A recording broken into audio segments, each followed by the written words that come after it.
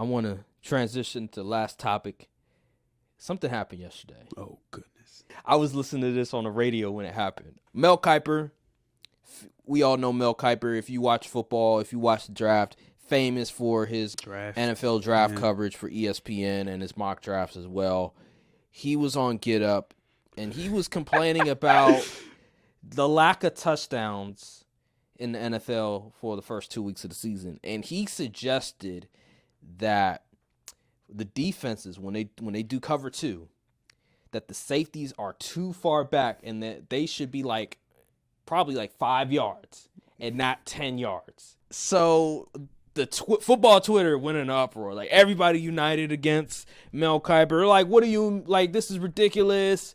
Former football players were like, this is disgusting. Like, I can't believe I listened to that. I agree with their assessment on it, because the defense is already limited on what they can do.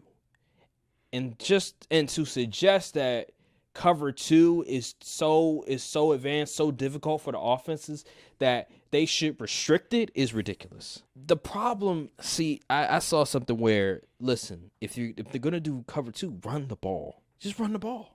It's simple as that. And there's different variations of cover two. We'll need to get into that. But there's so many different variations of cover two. Just run the ball. It's not that hard. It's okay to run the ball. Like, listen, I want to see more touchdowns. I want to see more 30, 40, 50-yard touchdowns. But we have to be honest about what's going on in that. The offensive line play is not that great.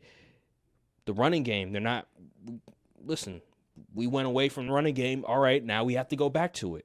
That's just the way things are. It's a cycle. It happens. What is your thoughts on Mel Kiper saying this? And why let me ask you this. Why do you think, and then afterwards, why do you think offenses are struggling to score on cover two, on too high? Okay. Well, first thing, I think what Mel Kiper said is absolutely ridiculous for multiple reasons. One, because it's football, it's a scheme. Why are we trying to change the way defensive coaches can run or are allowed to run certain schemes and cover and looks and stuff? I think that's absolutely ridiculous. Two, cover two is not even top two in coverages ran. It's cover three and cover one in across the league. So I don't know where this came from. Like, everyone's just running coverage like it's a Madden meta or something. But I don't know. People, he just need to relax. And the reason I think cover two is so prominent and the reason it works so well is because, one, like you said, the offensive line play across the league is just down. And a lot of QBs are coming into the league. As the younger the league gets at the QB position, the more they don't really know how to really know. Yeah, they're not ready. And like I said, a lot of teams just simply they can't run the ball. They adopted the running backs don't matter philosophy and said we're just gonna wait till the fourth round to get a running back, and it's coming back to bite them. They're trying to scour the free agency pool for Cam Akers and them type of people, and this is not working out for them. And at the end of the day, you can't block. And if I'm going against a rookie QB, I'm gonna sit in this cover too, and I'm gonna force them to figure it out. Okay. And also a lot of coordinators don't know how to beat cover two.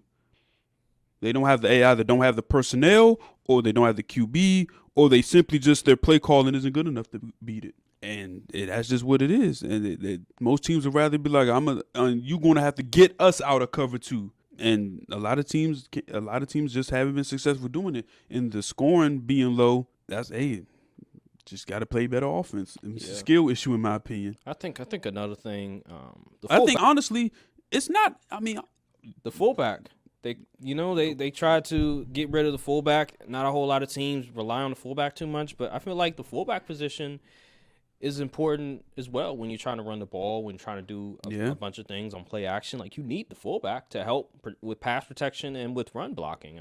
I just think if a lot of more teams invest in fullbacks, 49ers, hello, Kyle Juszczyk, he's a really good fullback. He's done a really good job of just helping with run blocking, pass protection, and other stuff that they're using with. And they're one of the better offenses in the NFL. Why not invest in fullbacks more? Yeah, That definitely could help as far as our run game goes. And also, I mean, I'm not surprised the scoring numbers is down, especially because like QB players getting younger across the league. Like we're past the days of the Brady, Breezes, Mannings, and all. It's a new era of QBs, and honestly, this is a down era for QBs. Like the QB play, like top 10 dudes would not even be top 15 years ago. So I mean, hey, it's just what it is. Yeah. It's just like the way that these offense, like, it's a lot of RPOs, it's a lot of shotgun, it's a lot, everybody's doing the same thing. Everybody's doing the same thing. Now, obviously, like, certain teams, they'll implement certain type of plays, like certain type of motions that confuse the defense, but a lot of it's the same stuff. So, a lot of teams are late to adopt philosophies that actually work. And I think another thing, I always hear a lot about how the NFL has really adopted a lot of stuff from college.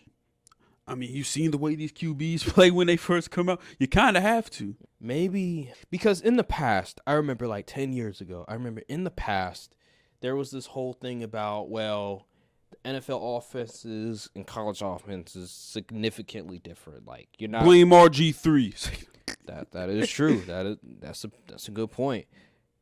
Well, now I feel like it's not as much of a case anymore where you could say, well, the transition is as significant as it once was, where you come into a league and,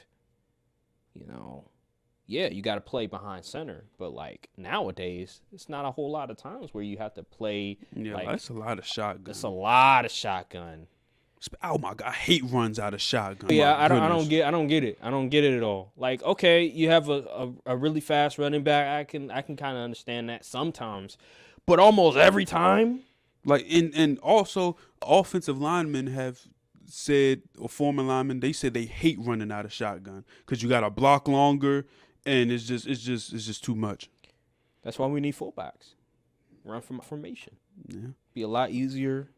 And just under center, if you want to run the ball, under center just makes sense because then you can really get them with a play action. There's just a lot of stuff going on in the NFL. It's a lot of copycatting going on. It reminds me of the NBA. They copy like the wrong stuff though. Like the Shanahan people, granted they haven't had a lot of success with winning Super Bowls, but they are consistently putting contending teams out there.